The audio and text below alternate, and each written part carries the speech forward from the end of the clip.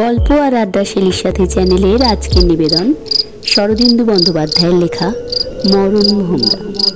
গল্পটি আশা করি আপনাদের নিশ্চয়ই ভালো লাগবে। গল্পটি কেমন লাগলো কমেন্টে লিখে জানাতে ভুলবেন না।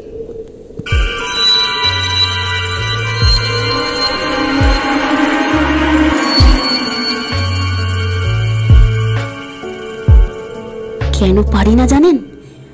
ভয়, দারুণ ভয়। আমি কারোর সঙ্গে মিশি না, মিশতে পারি না। একটা মহা আতঙ্ক সব সময় আমাকে গ্রাস করে আছে। যখন একলা থাকি বেশ থাকি, কিন্তু আপনারাই বলুন তো, মানুষ একলা সঙ্গীহীন ভাবে কত দিন থাকতে পারে?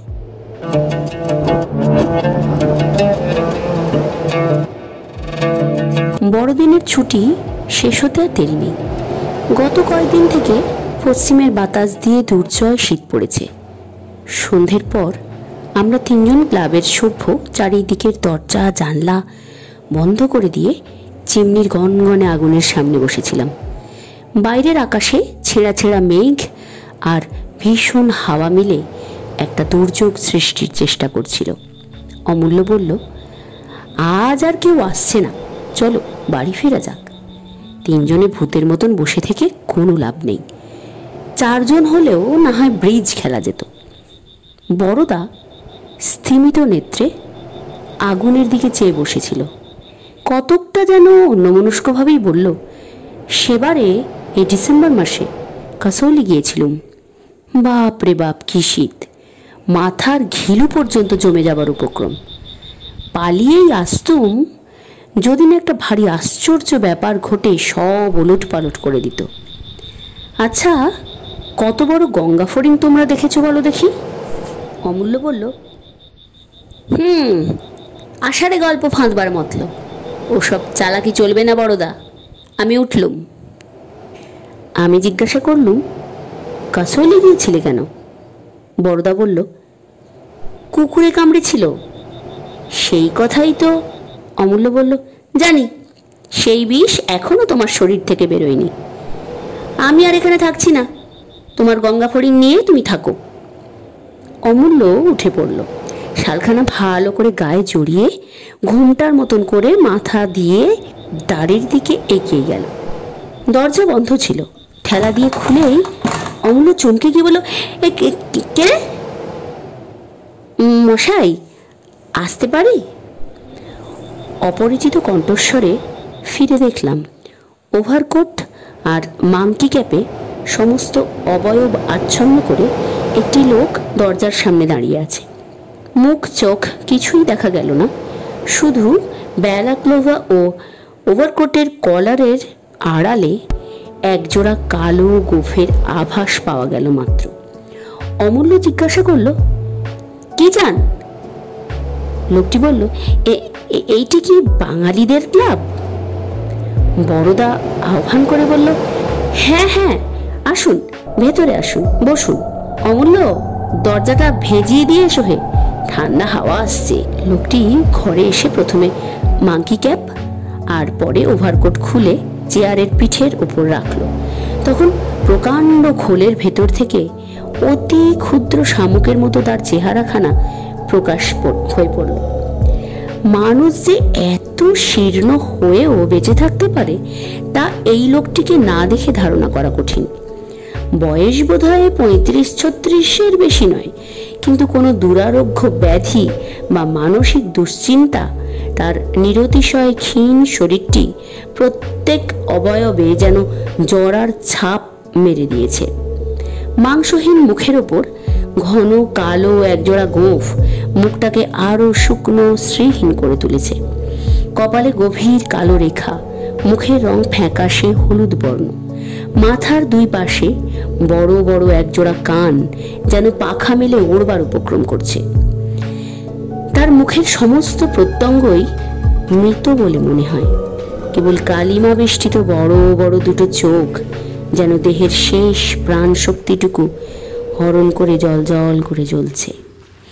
অজীর্ণ, ম্যালেরিয়া প্রভৃতি ব্যাধির তাড়নায় যারা শীতকালে সুজলা বাংলাদেশের মায়া কাটিয়ে পশ্চিমে বেড়াতে আসেন, তাদের মধ্যে এই ধরনের চেহারা দু একটা যে দেখিনি এমন নয়। বুঝলাম ইনিও একজন শাস্তান্বেষী বায়ুভুগ জীব। মনে মনে ভাবলাম, কেবলমাত্র মুঙ্গেরের জল হাওয়ায় এই কঙ্কালে প্রাণ প্রতিষ্ঠা করতে পারবে কি? ঘোর সন্দেহ হলো। অমূল্য জিজ্ঞাসা করলো, আপনি কি ক্লাবের কোনো সভ্যকে খুঁজছেন? লোকটি একবার আমাদের তিনজনের মুখের দিকে চেয়ে দেখল, তার গোপচোড়া নড়ে উঠল। তারপর অদ্ভুত রকমের একটা হাসি হেসে বলল, তা হতেও পারে, এখনো ঠিক বলতে পারছি না। আমরা অবাক হয়ে রইলাম।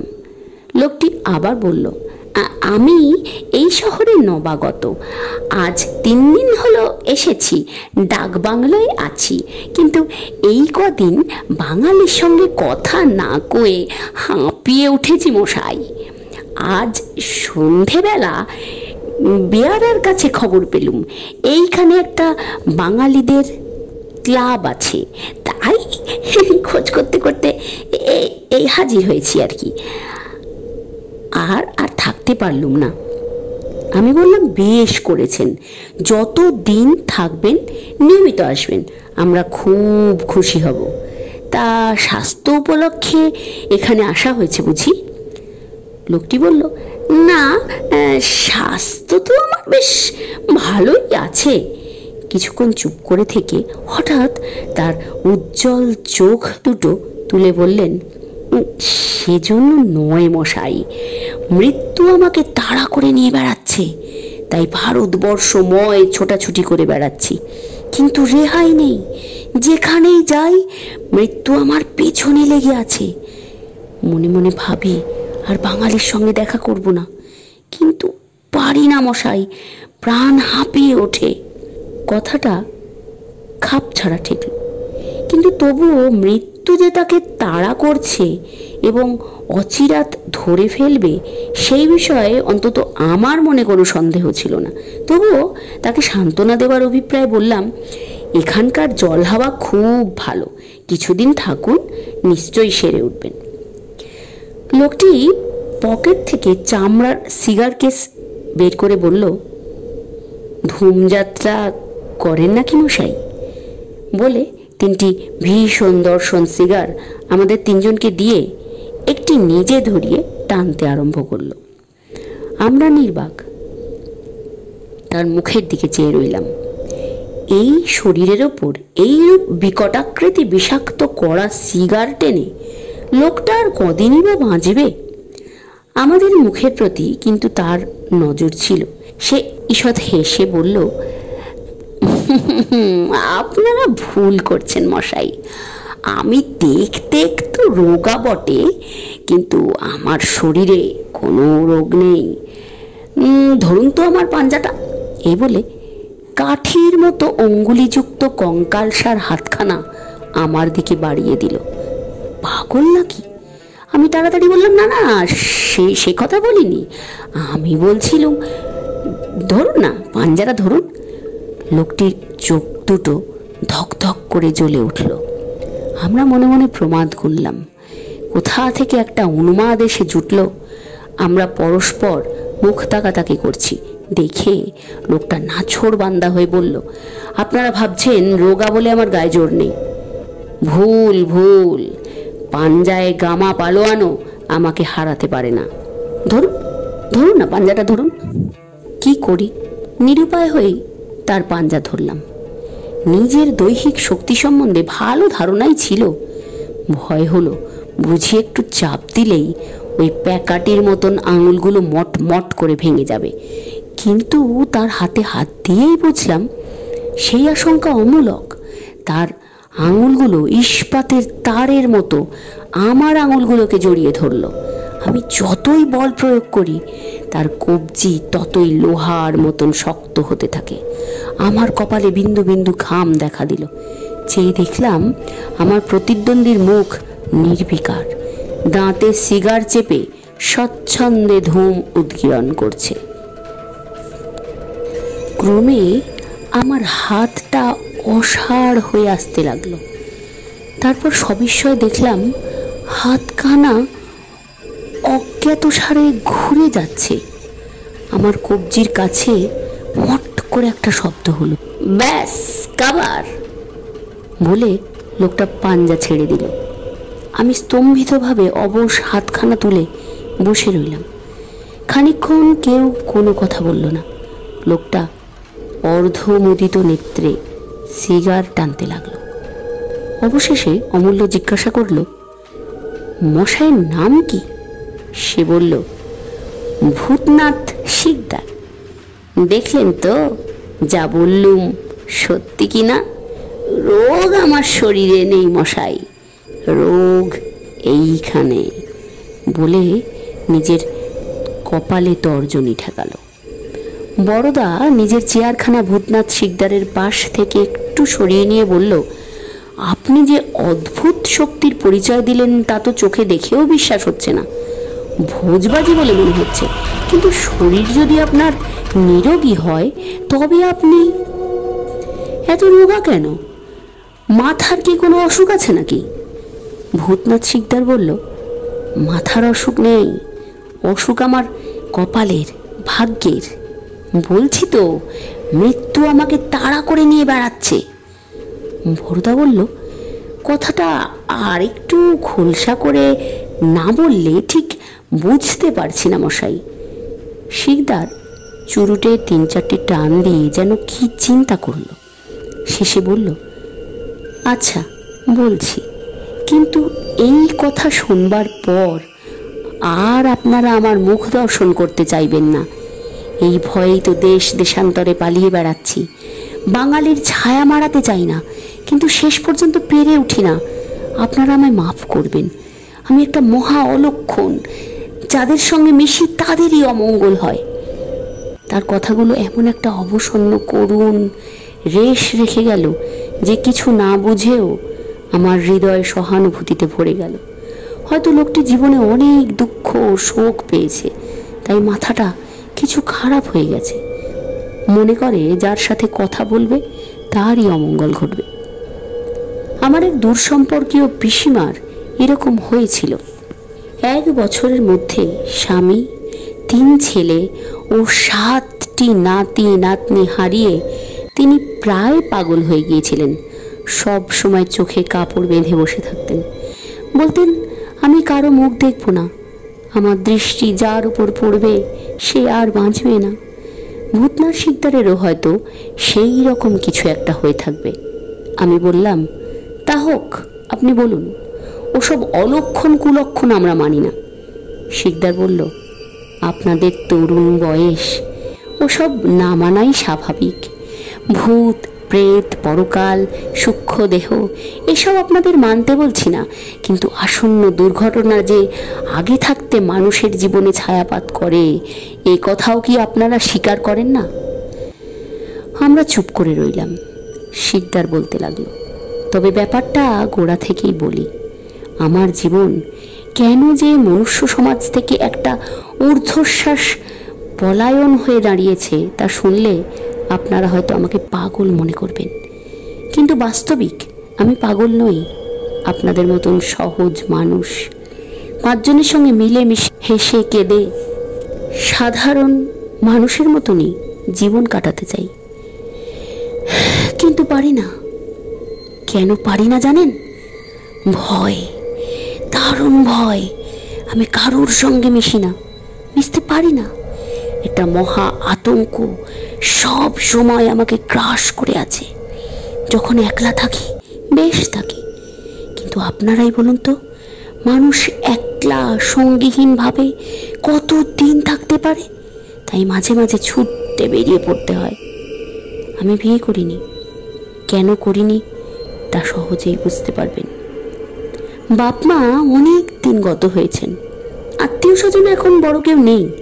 চিতপুর রোডে পৈতৃক বাড়িখানা এখনো বিক্রি করিনি, টাকাও যথেষ্ট আছে, কিন্তু তবু একটা সৃষ্টি ছাড়া অন্ধকার ধূমকেতুর মতন কেবল শূন্যের মাঝখানে ছুটে বেড়াচ্ছি। কেন? যখন আমার 16 বছর বয়স, তখন একদিন গরমের দুপুরবেলায় 3 জন সমবয়স্ক বন্ধুর সঙ্গে আমি আমাদের বাড়ির তেতলায় একটা ঘরে বসে তাস খেলছিলাম। সেই দিনটা হচ্ছে আমার জীবনের একটা অভিশাপ। স্কুলে গরমের ছুটি হয়ে গেছে, রোজই আমাদের এরকম খেলা বসে। তেতলার এই ঘরটি দিব্যি নিরিবিলি। চিতপুর রোডের চিৎকার সেখান পর্যন্ত পৌঁছয় না, শুধু মাঝে মাঝে ট্রামের টং টং শব্দ শোনা যায়। সেদিন আমরা 4 জন নিবিষ্ট মনে বসে খেলছি। এমন সময় খোলা জানলা দিয়ে একটা কালো ভ্রমরা ঘরে ঢুকে আমাদের ঘিরে ভন ভন করে ঘুরতে লাগলো। খেলায় এত তন্ময় হয়েছিলুম যে প্রথমটা লক্ষ্যই করিনি, কিন্তু সেটা যখন মাথার চারিদিকে ঘুরপাক খেতে আরম্ভ করলো তখন আমরা 4 জনেই উঠে তাকে তাড়াবার চেষ্টা করতে লাগলাম, কিন্তু সেও কিছুতেই যাবে না।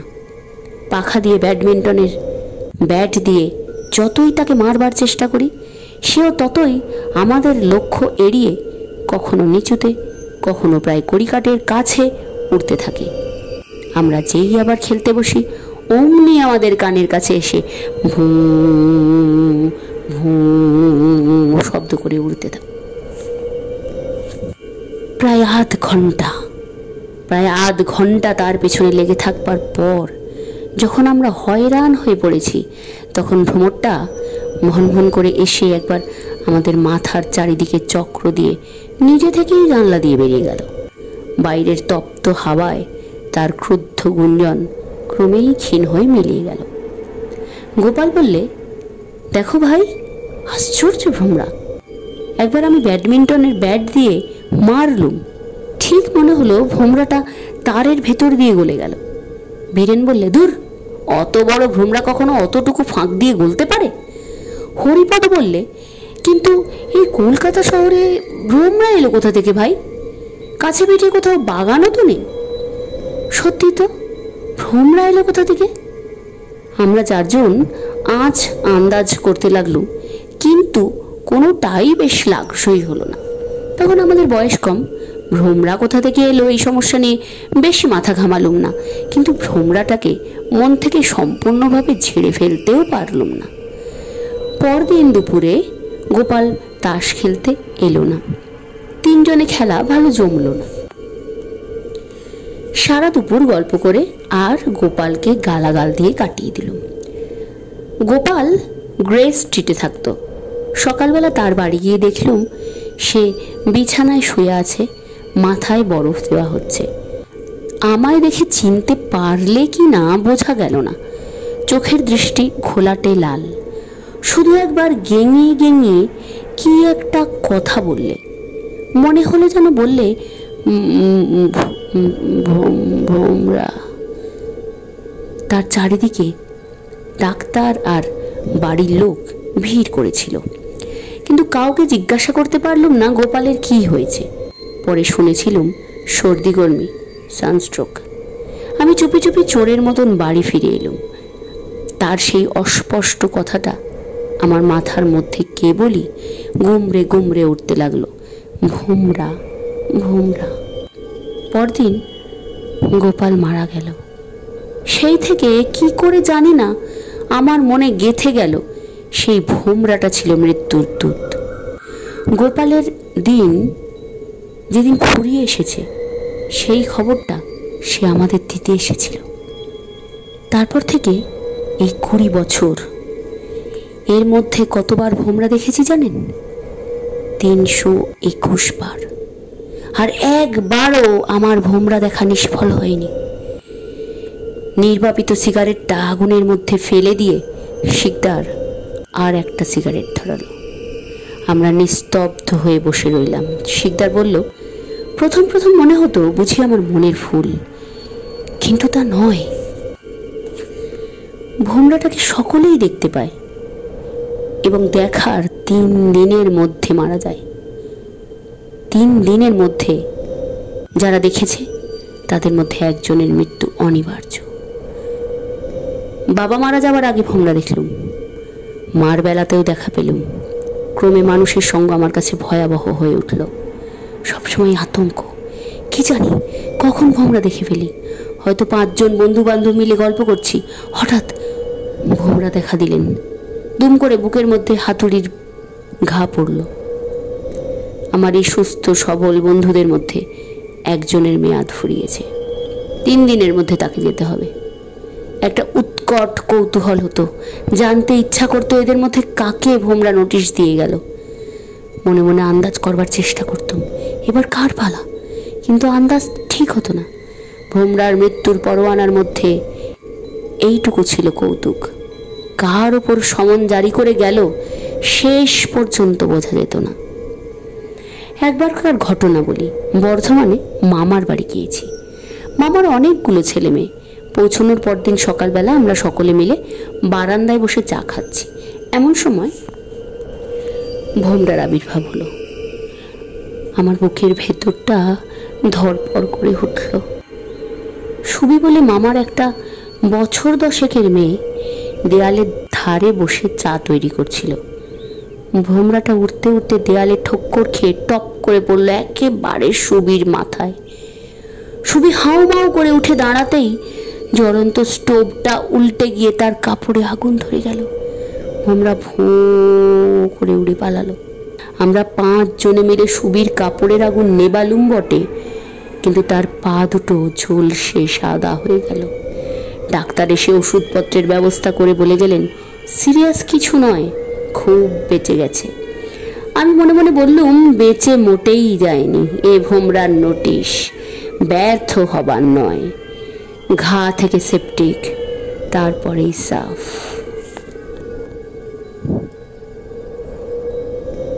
দুপুরবেলা সুবির জ্বর এলো। সন্ধ্যের সময় আমি একটা ছুতো করে ঊর্ধ্বশ্বাসে বর্ধমান ছেড়ে পালালুম। সুবিটা বড় ভালো মেয়ে ছিল। মামাতো ভাই বোনের মধ্যে তাকেই সবচেয়ে বেশি ভালোবাসতুম। বাড়ি ফিরে এসে কাউকে কিচ্ছু বললুম না। যথাসময়ে টেলিগ্রাম এলো, সুবির কিছু হয়নি, মামা হঠাৎ হার্ট ফেল করে মারা গেছেন। ভোমরার অভিসন্ধি বোঝবার চেষ্টা করেছিলাম, তাই সে আমার সঙ্গে একটু ইয়ার্কি করে গেল। আমার মনের অবস্থাটা একবার ভেবে দেখুন, সর্বদা যেন মৃত্যুর দূতকে সঙ্গে করে নিয়ে বেড়াচ্ছি। অনেক ভেবে ভেবে একটা মতলব ঠিক করলুম, দিনের বেলা যত দূর সম্ভব একলা থাকতুম, রাত্রিরে বাড়ি থেকে বার হতুম। মনের ভাবটা এই যে রাত্রিরে তো আর ভোমরা আসতে পারবে না। কিন্তু আমার ফন্দি কাটল না। দিন রাত্রি নির্বিচারে ভোমরা আসতে শুরু করলো। রাত্রিরে কানা মাছির মতন টাউরি খেতে খেতে আসে, আবার টাউরি খেতে খেতে চলে যায়। আমার মানসিক অবস্থা ক্রমে লোকের দৃষ্টি আকর্ষণ করতে লাগলো। আত্মীয় স্বজন বন্ধু বান্ধব সকলেই জিজ্ঞাসা করে, তুই অমন কুনো হয়ে যাচ্ছিস কেন রে? চেহারাটাও কেমন দিন দিন ভূতে পাওয়া গোছের হয়ে যাচ্ছে, হয়েছেটা কি? আমি চুপ করে থাকি, কি বলবো? সত্যি কথা কিছুতেই মুখ ফুটে বলতে পারি না। অতঃপর বাবা মা মারা যাবার পর থেকে এই নিরুদ্দেশ যাত্রা শুরু হয়েছে। মানুষের কাছ থেকে পালিয়ে পালিয়ে বেড়াচ্ছি, কিন্তু মৃত্যুদূত আমার সঙ্গ ছাড়ে না। এক এক সময় হাত জোর করে ডাকি, মরণ ভোমরা, তুমি এবার আমাকে নাও, এই দুঃসহ শাস্তি থেকে আমাকে নিষ্কৃতি দাও। কিন্তু আমার প্রার্থনা মঞ্জুর হয় না। এই সংসারে কেবল আমিই যেন অমর, সকলের মৃত্যুর পরোয়ানা বয়ে বেড়াচ্ছি। শিকদারের কণ্ঠস্বর একটা গভীর নিরাশার মধ্যে মিলিয়ে গেল। তার কথাগুলো ঘরের মধ্যে যেন একটা অবাস্তব দুঃস্বপ্নের মতন জাল বুনে দিয়েছে। আমরা আগুনের দিকে তাকিয়ে মোহাচ্ছন্নের মতন বসে রইলাম। কিছুক্ষণ পর অমূল্য জিজ্ঞাসা করল, আপনি শেষ কবে মরণ ভোমরা দেখেছেন? শিকদার চোখের ওপর দিয়ে ডান হাতখানা একবার চালিয়ে দিয়ে বলল, 7 দিন আগে আগ্রায় তাজ দেখতে গিয়েছিলাম। সেখানে একটি বাঙালি দম্পতির সঙ্গে দেখা হলো। স্বামী স্ত্রী দুজনে মিলে তাজ দেখতে এসেছে। ছেলে মানুষ, নবপ্রণয়ী। প্রণয়ের মহাতীর্থে নিজেদের সম্মিলিত ভালোবাসা বোধহয় নিবেদন করতে এসেছিল। তারপর ভোমরা সেই রাত্রেই আগ্রা ছেড়ে চলে এলো। 4 জনেরই সিগার নিভে গিয়েছিল। আবার ধরিয়ে নিঃশব্দে টানতে লাগলাম। মিনিট 15 সকলেই চুপচাপ। হঠাৎ শিকদার বলল, একটু গরম বোধ হচ্ছে না? জানলাটা খুলে দিতে পারি?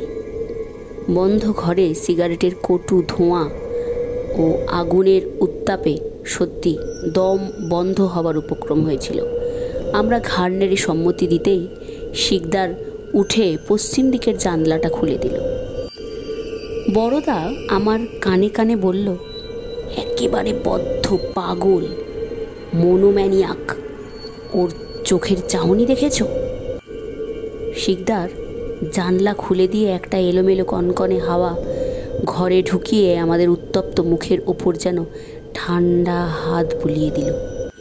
টেবিলের ওপর আলোটা নিভো নিভো হয়ে আবার জ্বলে উঠল। শিকদার ফিরে এসে চেয়ারে বসেছে। এমন সময় ও কিসের শব্দ?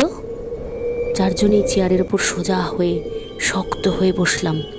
পরক্ষণই খোলা জানলা দিয়ে একটা কালো কুচকুচে ভোমরা পাখার শব্দে আমাদের মগজ ভরে দিয়ে ঘরের মধ্যে ঢুকে পড়ল। মন্ত্রমুগ্ধের মতন আমরা তার দিকে তাকিয়ে রইলাম। ভোমরা টেবিলের ওপরের বাতিটাকে একবার প্রদক্ষিণ করলো, তারপর শোঁ করে উপরে উঠে গিয়ে ছাদে বাধা পেয়ে টপ করে মেঝে পড়ে গেল। কিছুক্ষণ তার গুঞ্জন নিস্তব্ধ, আবার ভন শব্দ হলো। ভোমরা মেঝে থেকে উঠে একবার বিদ্যুৎ বেগে ঘরময় উড়ে বেড়ালো, তারপর আমাদের কানের পাশ দিয়ে ছুটে গিয়ে জানলা দিয়ে বাইরে বেরিয়ে গেল। তার গুঞ্জন ক্ষীণ হতে হতে ক্ষীণতর হয়ে অবশেষে মিলিয়ে গেল। শিকদার উঠে দাঁড়ালো, তার চোখ দুটো পাগলের মতন, প্রায় চিৎকার করে বলল, ক্ষমা করুন, ক্ষমা করুন, আমি একটা অভিসম্পাত, আমি একটা অভিশাপ, আর কখনো আমার দেখা পাবেন না বলে ওভারকোট আর টুপি ফেলে ঝড়ের মতো ঘর থেকে বাইরে বেরিয়ে গেল। আমরা তিন বন্ধু বিহ্বল জিজ্ঞাসুভাবে পরস্পরের মুখের দিকে চাইলাম। বুকের ভিতর তুলপাড় করতে লাগলো। দিন 3 মধ্যে কাকে যেতে হবে।